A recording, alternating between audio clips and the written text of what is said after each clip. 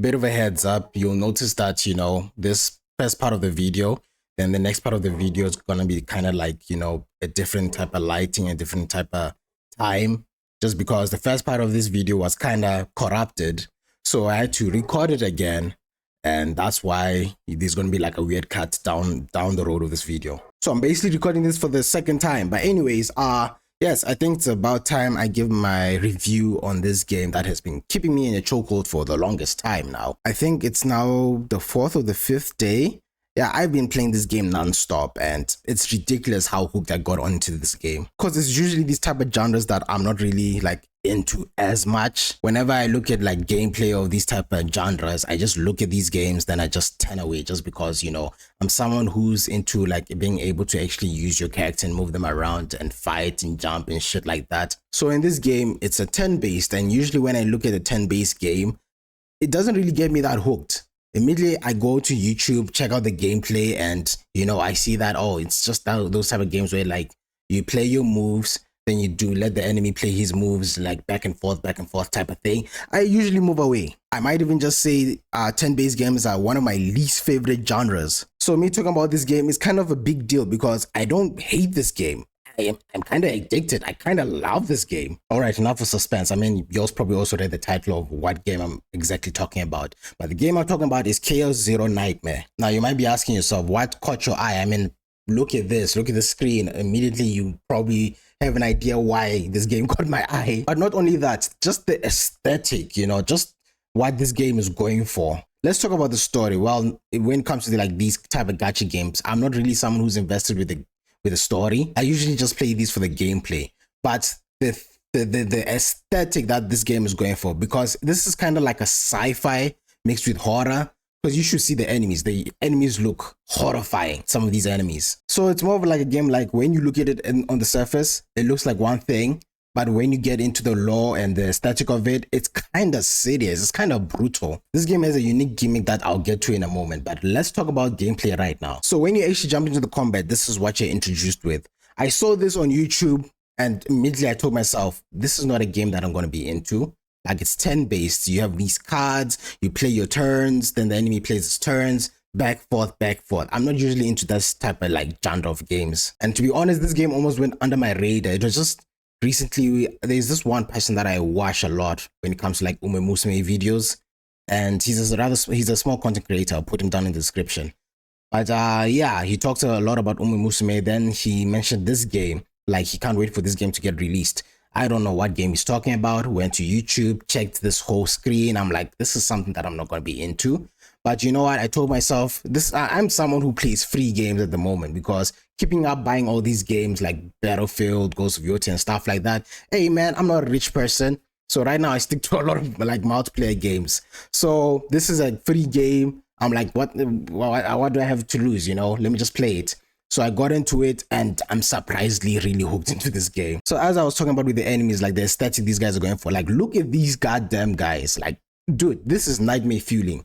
This is like horrifying to look at. So this was kind of crazy. This was another thing that grabbed me, because like I never thought I would see gacha games like push this far to like make stuff really like, this type of scary type of stuff. The game even gets gory and just some little crazy things there. But let me try and explain the gameplay as much as I can. As you can see here, there's a health bar. You might think that, oh, each different character has their own like health bars, but no, technically you kind of like share the same health bar. So when you have 3 units, think of them as just 1 unit, When these guys do damage to my characters, they're kind of taking all the same damage. These bars down here are a whole different type of bars. These are your stress levels, which I'll end it off once I'm done talking about this screen. So let's talk about these a bit later. So let's get into the most obvious stuff. So down here, as you can see, we have some cards that we can play. And you see these little numbers above them. Depending on how many extra points we have, which you can see we have 3, we can play those cards. And every time we play those cards, they'll like, deduct a number from here. Quick math type of stuff. So if I play this card, 3 take away 2, I'll have 1 action point left, like as you can see here. Sorry, I just noticed that my audio is not going through my headphones, it's coming through the TV. God damn. Okay, well, I used that card, but now I'm left with 1 action point. Before I use one of these 1 action points, this one is a 0 action point. So yeah, there's some cards that won't even take away any of your action points. It's just that this is a ultimate. So once you use an ultimate, you'll notice like they have these little words. If you use an ultimate, that means it's gonna basically move your turn to the next. So maybe let me not do that just yet. Let me do this one first. So as you can see, I have one action point. I play this. It's going to detect an action point just like that. So now I can play this 0-1. The thing is, when you use these ultimate cards, it's going to use all your turns, right? It's just going to force you to the next turn. There's a lot of words that you need to understand when you play this game. But so far so good. Like I love this game, and like how it even taught me the tutorial, because I thought I would be very confused with this game. But you know, just played for like even just an hour and just look at the words. You can also look at like these buffs and stuff like that. I honestly think anyone could get the hang of this game. It's not too complicated. I don't even think it like tries to make itself complicated. But yeah, that's how the game goes. Again, it's now the next turn, 3 action points. And yeah, again, I have another free card I can use, which is 0. Just like that. Then you'll get like these little debuffs from the enemy. And man, it's 3 to just remove 1. It's kind of expensive. So you have the cards that you can use to your disposal. And there's some cards where like the enemy will give you that, you know, if you hold these cards until your next turn, until the turn ends, you will get hit with these things. So you want to try like remove them. Some cards you can't remove. You just gotta, you know, take the hit. And some cards you just gotta sacrifice some action points if you really want to sacrifice the action points. As you saw, I used like 3 just to get rid of that card, which is insane. I still have another one there, and right now I can't do anything. So usually I would move to the next turn, or you can look here if you want to use something here. Over here we have your supports. Supports are kind of like your weapons in this game, but they kind of also help you during, you know, a turn, and they don't use an action point. They have their own thing over here called an EP. So these are just like basically partners that you equip onto your teammates. All of them have their own like partners. So this is a partner card and that's a partner card. Over here in the middle, this is actually an ultimate. So this is Haru's ultimate. If you get up to 6 EP, usually you get EP by just every time you like move to the next turn, you gain a bit of EP. And if I get 6, I can use an ultimate. But yeah, you'll notice I'll get some EP after I end my turn.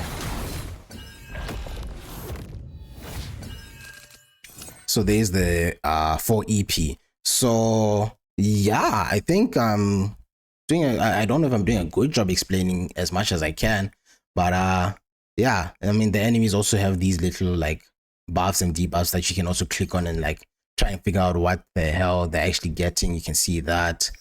What else can I explain? You see these little elements. I think I explained in the second part of the video, because again, like I said, think of like the second part of this video when it comes in. That's the first part of the time I was recording, and this is like the second part of the time I'm recording, which is weird because it's in the first half of the video, right? But yeah, I think I'll explain a lot with these element stuff. What else? Oh yeah, let me show you some animations if I get a chance to show you some animations, because this game has wonderful animations. Because as you can see here, it's like, oh, these are like chibi looking characters, but once you like do some ultimates, do some special card, like look at that, brother. The animations in this game is also amazing. Right now I'm kind of playing as, because I'm not really locked in. I'm just trying to get to Haru's EP so I can show you guys like some crazy animations. And every character has like their own crazy little animation. This transition of like chibi characters into like full out animations. Let's just keep playing here. I'm just playing whatever right now. We should be able to get it. There we go. So we have Haru's ultimate. Let me show you guys how that looks. We're gonna absolutely destroy this guy. Like, do it. That is insane, dude. They really put some love into their animations. So you guys will notice these like gray bars up here. I think I explained them in my second part of the video, but just because there's like a visual example here. Every time the enemy hits me, let's just skip a turn here. You'll notice they'll hit me, and you see I get like +3. So that's my stress level. Every time they hit me, my all my different characters will get like stress levels. And if the stress level hits all the way up, you know, to the fullest, my character will enter this like mental breakdown state. And in this mental breakdown state, I cannot use any of their moves. I actually have to get them out of that mental breakdown state. So when it gets to that point, I'll get like specific cards that will like help my character now get out of that mental state. And usually it takes like up to 5 cards. Sometimes can depending on your like builds and stuff like that. It can take even up to 2 cards. But when you play those cards, you're getting them out of that mental breakdown. And once you get them out of that mental breakdown, automatically the ultimate will be ready. You know, kind of like a, you know, a redemption type of thing, or like, you know, some badass moment where like, you know, I'm in a whole lot of shit. Now I'm out of this shit. My ultimate is ready. I'm gonna fuck you up, type of thing, you know. But yeah, you know, you can use it to also strategize. You can also help yourself when you're in kind of a pinch to like just delete your enemies. So that's that. Okay, I think I'm done with this part. I think we can move on to the second part of the video now. Let me give you guys a bit of a look at the banner. So yeah, the banners are kind of, you know, any other gacha game. This is like your current character that is going to be like in rotation for the next, you know, following days. So over here we have Haru, which I also have, by the way. Very good unit. She's very good at damage. She's a very great damage dealer. So I like her. Over here, these are your supports. Think of them as your weapon cards. So yeah, there's that. Never pulled on this. Don't think I'll ever be pulling on it just yet until, you know, future we get some like really good ones. But yeah, I don't think there's really a need to put on this banner just yet. So but if you want to put on it, you want to get some support, if you do have the, you know, the money to spend, you may go ahead for it. Over here we just have the banner that's always going to be there, that you can get any of the characters. Let's see the characters that we got over here. So yeah, basically me right now, I'm fine with what I got right now. Because the character that I mainly wanted the most was Magna. But now I have it, I'm kind of good. Also I wanted Haru, I got Haru, so I'm good. I think the next character I probably want to try get is Calipe. But I'll get it like on the actual like this banner. So I'm just kind of waiting for this to rotate out, because I really have no need to pull on this. Unless I might just do a lucky 10 pull and see if we get lucky, right? So yeah. Partner risk. Oh wait, what is this? Oh, this is like the rotation of the partner card that's there right now. We have this one. This is a 5-star. He looks so normal. Don't know what she even does, but yeah. Then we have the banner that's like constantly there. So yeah, we have that one as well. Then over here, can I be honest? I still don't completely understand these. Change, observe. Yeah, I just clicked these characters that I don't know. I don't know much about this. So yeah, these are like the banners. On day 1 for free to play, I was like really rewarded like with a shit amount of pulls. I pulled so much that, you know, I got a 5-star at first, then I pulled again and got Haru, you know. Same here. I think I got like 2 5-stars from this banner as well.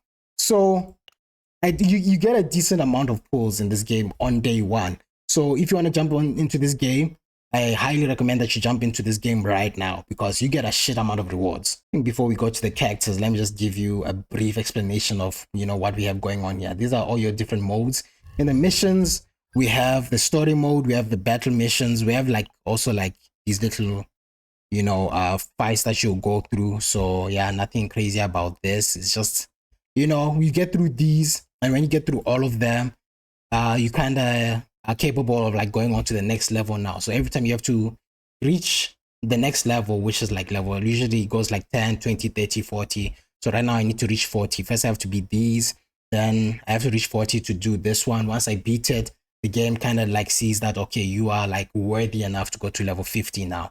So that's how it goes with these battle missions. It's like a promotion for you to go on to the next level. So if you are kind of struggling with that, you just kind of have to do the normal stuff, you know, just level up your character, level up your weapons, level up your, the weapons being support cards, and level up your artifacts. Next, we have the chaos. Chaos right now is my favorite because this is kind of like the dungeon crawling type of thing. So over here, we have the chaos. The chaos is kind of like you going through a set amount of like areas, kind of like going through a dungeon, kind of basically like your dungeon crawling type of theme of a game mode.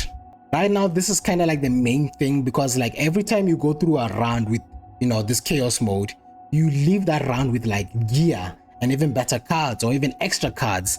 And what you can do is you can save those equipments onto your characters. Then you can use those characters anywhere else. So you can pull those characters out and you can take them onto, you know, any other mode. And when they go into that mode, they'll still have those cards, they'll have those gears and stuff like that. That's what I really like about this game, because that is also RNG. Sometimes you can get some good stuff that you want to pull out with. Sometimes you can get some bad stuff that you don't want to pull out with. So this is kind of the thing that you're going to be constantly playing. Also, there's no resin system in this game mode, so you can keep playing this as much as you want, which I really like. Then we have over here this currency. This currency is just for you to, like, every time you finish a chaos, you can pull a certain amount of like rewards at the end of it. So yeah, I don't know how you really fill this up. I don't think I heard of a way to fill that up. I don't know how you fill that up, because usually like it tells you that, oh, the only way you can get this is through this and that and this and that.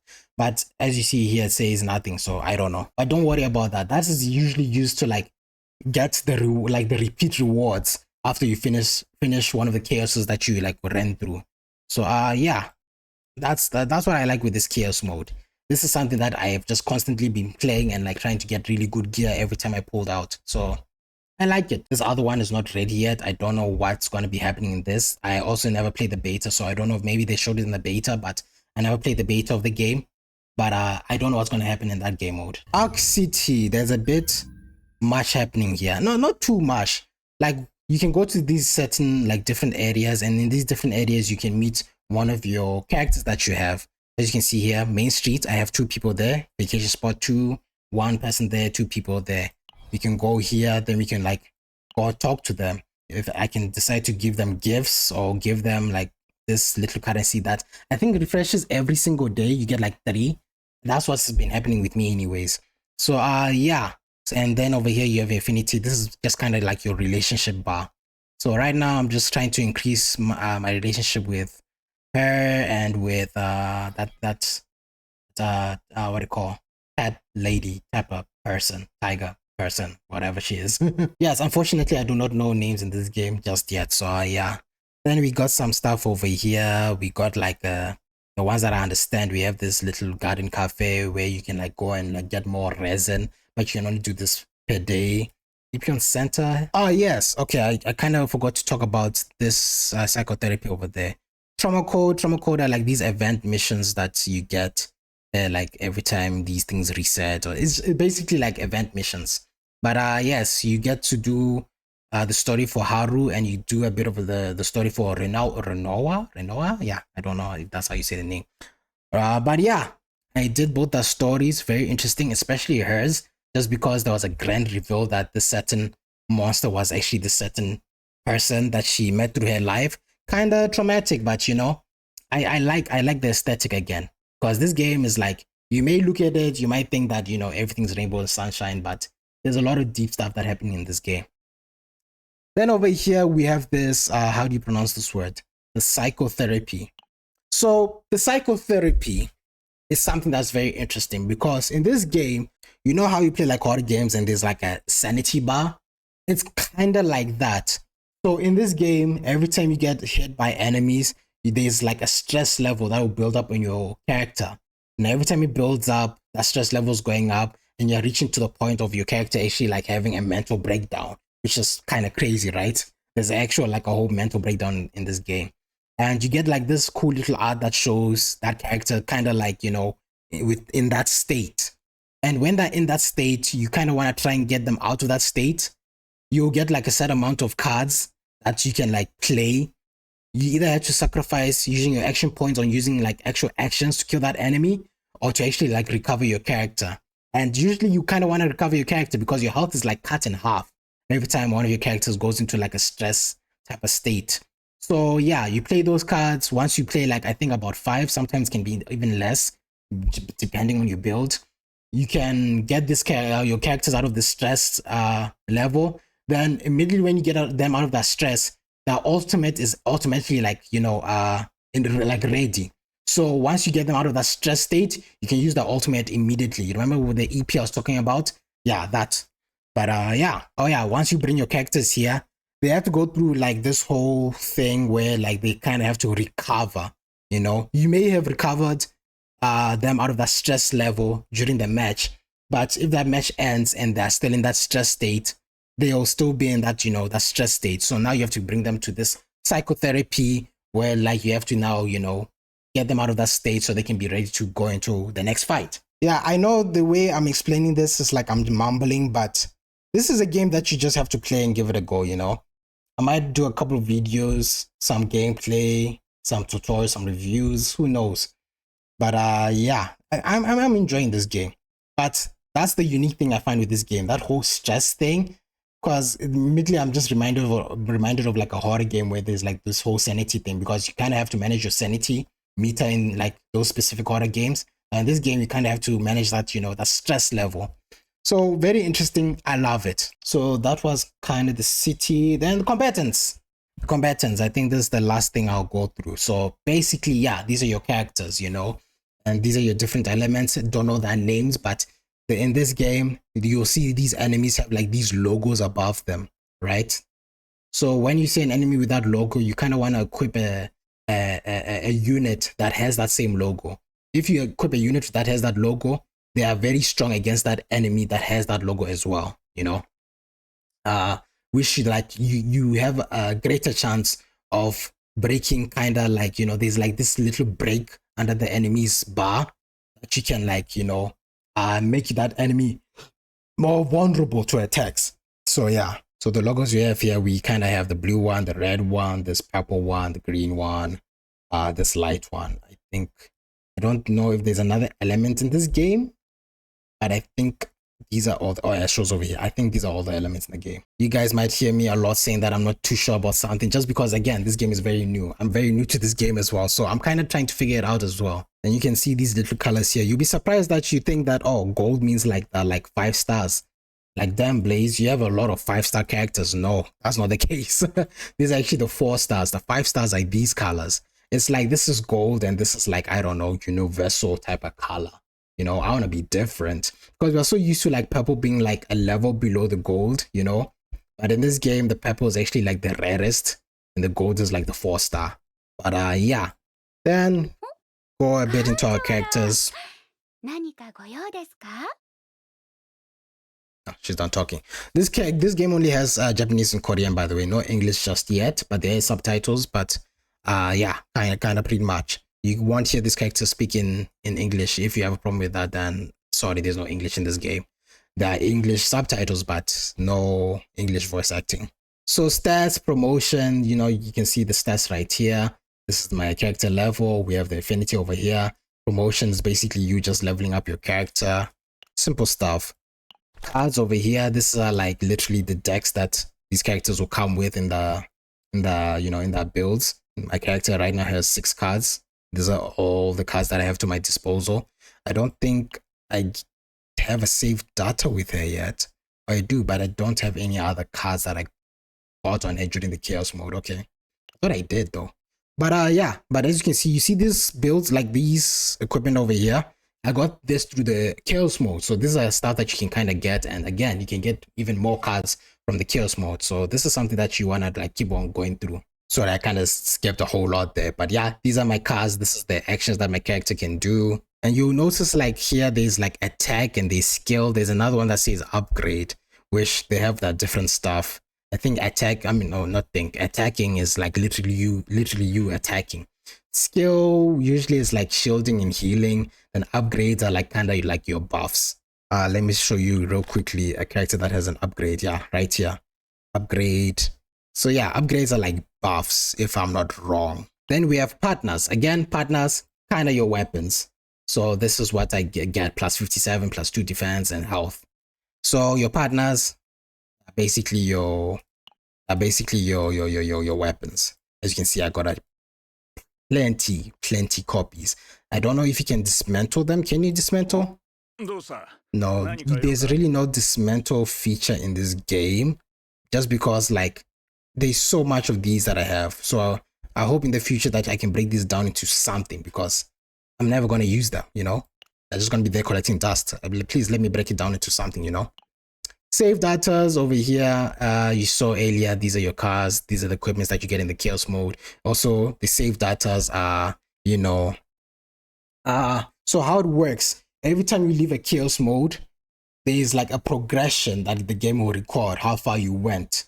And if you successfully reach the end, I think without dying, I don't know if you, again, I never died during the chaos mode, so I don't know. But yes, once you leave the whole chaos arena, the chaos area or whatever dungeon you're going through, you will leave with the stuff that you got during that chaos mode, and it will save. And once you save, you can go between different builds. You know, if you like this build more, especially I have this very good card, Energy Barrier. This is a very good card. I might want to play with that more instead of, you know, this one, because here I don't really have cards. I just have gear, and maybe it's pretty good. Again, can be very situational. This can be cracking your brain, very strategic, what you want to go with. Because if I play with this, if I use this card, I get one extra action point, you know? So I might want to use this build more often compared to this one. It's not always like a higher number means it's better. Not all the time that's the case. Sometimes there's some decks that are, you know, pretty good when it comes to like versatility, where it comes to like with using skills and upgrades, you know?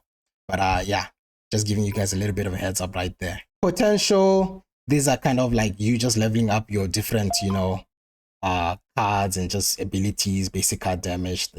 They start. I don't think there's much for me to explain on these. But yes, it's like a skill tree. Think of it almost like a skill tree. Just you upgrading your abilities, making them much stronger. So that's what it is. And here you have your artifacts. Now, can I be honest? I don't like artifacts. I really, really don't like artifacts. I wish they kept this out, because now I'm going to be using so much of those resins on this just to get a perfect build, you know? And, you know, I would rather want to be using that resin on other stuff, but artifacts seem like they're the most important stuff. They're the most important thing for you to actually, like, you know, mid-max your character, to actually have your character like the strongest they can be. And sometimes you can get the stuff you want, but they won't have the best stats you like. And sometimes you can have the stats that you want, but you'll be like, man, but we can even make it stronger, you know, type of deal, you know? So I wish that they kept the artifacts out. I'm not a big fan of artifacts in these gacha games, but regardless, it's in there. Manifest Ego. These are your constellations. A character I can show off constellations is her. Look at this. By the way, free to play, by the way. I got 6 copies. I don't know if there's a 7th one. I think this is just to go back. I think 6 is the max. Yeah, I got 6 copies of her. She's already max constellation. And I think the closest one is her. Oh, it actually shows here. These numbers up here, these are your constellations. My next highest is 3, dude. 6. I got it 6 times. It's insane. Why did I get it 6 times? I don't know, but yeah. Okay. So, Manifest Ego. These are your constellations. Make your characters stronger. Then now, let's speed run through the characters. Haru. She's my damage dealer. I love her. I think she does the most damage in my unit. Where was I? Oh yeah, Veronica. I like her because every time I end a turn, she will get an extra hit on that enemy. You know, I like that type of rotation where, like, you know, I'm out of attacks, but when I end my turn, I get an extra attack. So I like that. We have Magna. Magna is my shielder, usually my shielder, and she has this little like gimmick where like she can counter attack. When an enemy hits her, like if I use that card, an enemy hits me, I can hit that enemy back without using like an action point, you know? She just will attack that enemy if that enemy attacks me. Kairon, he's my damage dealer as well. I just picked Haru over here because with Haru, I at least understand more with a kit on stacking damage. But trust me, he does do a crazy amount of damage. So if you want to go for him, you may. Mika. A lot of people will sleep on Mika in the beginning. I love Mika because she gives a lot of my characters action points, because there will be some times where like I have a bunch of cards that are like 3s. So the more I give myself action points, the more I can use those 3s. Then I can, you know, try and like actually use all the cards that are currently like in my hand. So that's what I like with Mika. She's a good healer and she gives me a lot of action points. Amara, she's my shielder as well. I don't play as much. I wouldn't really know what's her main gimmick, but she's a shielder and, you know, she's very pleasant to the eye. Tressa, never played much with her. I should play much with her. I like her design. I never played much with her. In the beginning, she was pretty good. I was using her as a damage dealer. And she also has a pretty good amount of like, actually like debuffing enemies. Other than that, I never used it as much. Cassius, this guy is like luck based. You'll notice a lot of his cards are like very luck based type of cards. Where do we have this? Start a random 1 out of 4 quests. Yeah, select 1 card from draw pile to draw. Decrease cost of number completed quests. Discard all cards in hand. Draw as many as the number as the discarded. So yeah, you know, type of luck based, type of gambling type of character. If you're feeling lucky, go with this character because he's like, you know, you can get some good shit, you can get some bad shit. But all in all, the little time I played with him, he was also pretty good. Beryl, yeah, for these names. Didn't play much with a damage dealer that I used there in the beginning, but then I stopped because, you know, I have better damage dealers. But yeah, this guy, Owen, wow, what a basic name. And so when I was done with the tutorial, I stopped using this guy. Yeah. Ray, I played it a bit, but then I moved on just because I didn't have any like dark type characters. But now we have this guy. We got this guy, so I kind of moved on. Lucas, never played him. Don't know what he does. Nia, never played him. Don't know what she does. And Selena, I like her design, but never played her as well. Probably I'll build her when, you know, that's the thing. You kind of have to manage who you're building, because if you build so many characters in the beginning, especially this game is new, you're wasting so many resources, you know? So right now, I would say that just try and focus building like 3 characters. But recently I hit a game mode where like, I forgot to explain that game mode as well. Where like, you know, the Genshin also has the same thing. Withering Waves has the same thing. Where like you can put up to like 3 units. I think those other games are like 4 units. I forgot how many characters you use in those games. I think it's 4. But yeah, Genshin Impact is 4. But yeah, you can like put 3 units on one team, 3 units on another team, and you can kind of send them off into like doing this whole like Spiral Abyss type of thing, you know? So yeah, when you hit like level 30, you can now try your best to try and like level up to like 6 characters, but you'll notice that a lot of your resources are very limited, you know? You're kind of forced to like actually use that, you know, that currency that you can like try and like get some resin back. You know, over here you can use this. You get this from the like that coffee shop I mentioned. This you get them from some rewards. Then you can also use this if you don't have any of those. Really don't recommend it. Sometimes I do be using it here and there just because, you know, I want to get ahead of the game, you know. And just because, you know, usually these games, it feels like for you to play more of these games, you kind of have to play them with the resin system. And once you are done with the resin system, you can kind of like, you know, call it a day. But in this game, not really, because the whole chaos thing makes you play this until, you know, you get bored or tired or get some really good stuff that you really like and different builds, you know. So yeah, and there we have it. I think I have gone through every single thing in this game. There's a shop. I never look at the shop just because, you know, when it comes to looking at these, I never look at them, because here's one thing I'll never do in a gacha game. I'll never put money into a gacha game. I may love that gacha game, like I love the creative, I love the devs and love what they're doing, yeah. But the thing is, with this whole gacha system, this is literally gambling in broad daylight. You're putting a set amount of money to potentially get a character that you're not guaranteed to get, you know. You kind of have to like spend a lot as well to just try and get that pixelated character that how much can cost you up to like how much? I can't really remember the price, but it's an insane amount. Like starting all the way from like starting from 0 up to 70. In this game is 70. You're guaranteed to get your character on 70. But I'm never gonna put money into a gacha game just because to get a pixelated character, especially that's not guaranteed, and you have to spend that shit amount from 0 up to 70 to try and get that character.